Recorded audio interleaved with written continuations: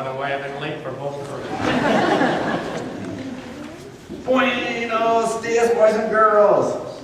How is everybody today? Greetings, ichthyophilists. I beg your pardon? Ichthyophilists. That's fish lovers.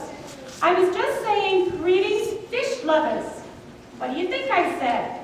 Well, I thought you might be insulting us by saying, greetings, icky Philistines.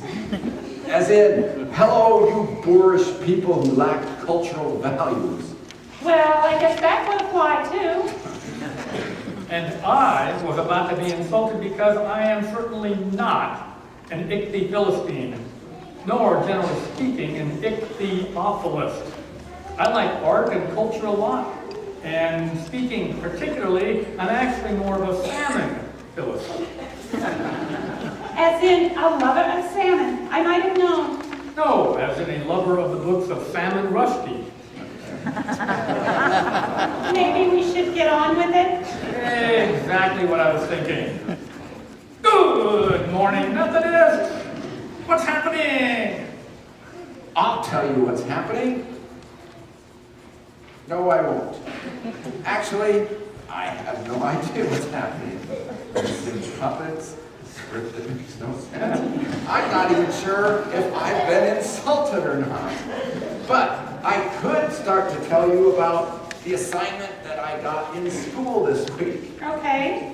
It's Famous Literary Personage Week at school, where we all drew names of a famous literary personage out of a hat to do some research on.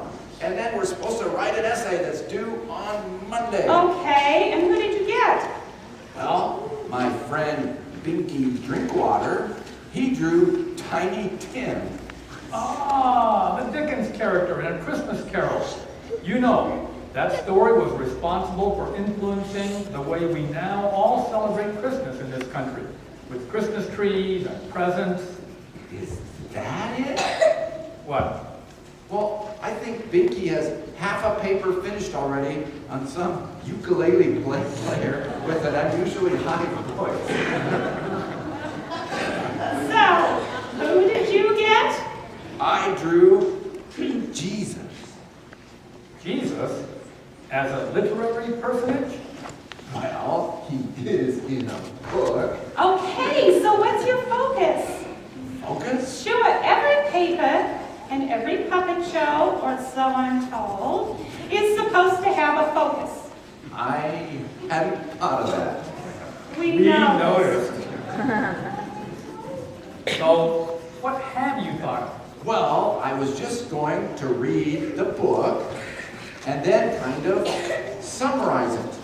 But it turns out the Bible is pretty long.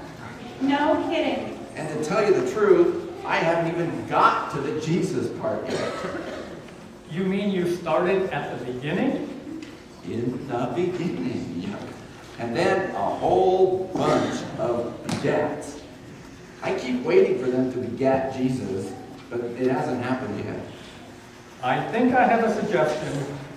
I think it will save you some time. Cliff notes? No, start in the middle. The middle of what? The middle of the book. Remember, the Bible is made up of two parts, the Old Testament and the New Testament. And it's the New Testament that's the part about Jesus, about his birth and his life and his ministry and his teachings. And I have a suggestion too. So much help. Where were you two when Binky was transcribing all the words to tiptoe through the tulip? Since your paper is due tomorrow, why don't you focus on communion? Communion? You know, when Jesus sat around the table with his friends and broke bread and shared the cup. Great idea, Lippo. It is World Communion Sunday after all. World Communion Sunday? That's right. Today is the day where Christians around the world all stop what they are doing and pause as one people, as one world, to celebrate communion together, eating the bread of life and drinking the cup of salvation in remembrance of Jesus, just as he asked, in a vision of what the world can be together, with Jesus' open arms surrounding us. What great idea. Thanks, you guys, for the help and for being such great friends. I guess you could say that I'm a Lippo and Fodderophilist. And we're all lovers of Jesus, and you don't even need a big fancy word to say it. All you need is love. Amen. Thank you, Jesus. And now, is this a great World Communion Sunday or what?